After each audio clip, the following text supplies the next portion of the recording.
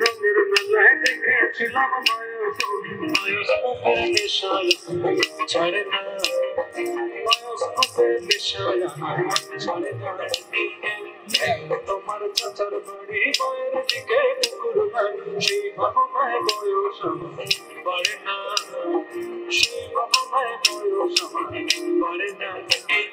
তোমার বাড়ির রঙের মেলায় দেখেছিলাম বায়োস্কোপের নেশায়। এটা আমাদের গ্রাম বাংলার বিনোদন বায়োস্কোপ।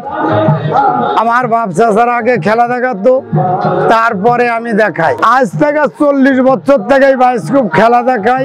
এই ভাব করে গ্রামে গঞ্জে শহরে বন্দরে যে কোনো মেলা খেলা জায়গাত আমি এই ছেলেবেলেকে বায়োস্কোপ খেলা দেখাতাম।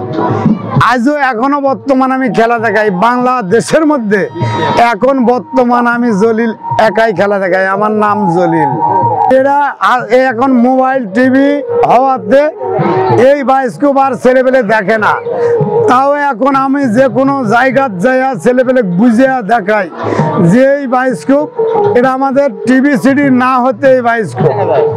এই বায়োস্কোপ এর মধ্যে রাজা বাদশার বাড়ি দেখা যায়, বাঘ ভালুক বিভিন্ন ঐতিহ্যবাহী জিনিস দেখা যায়।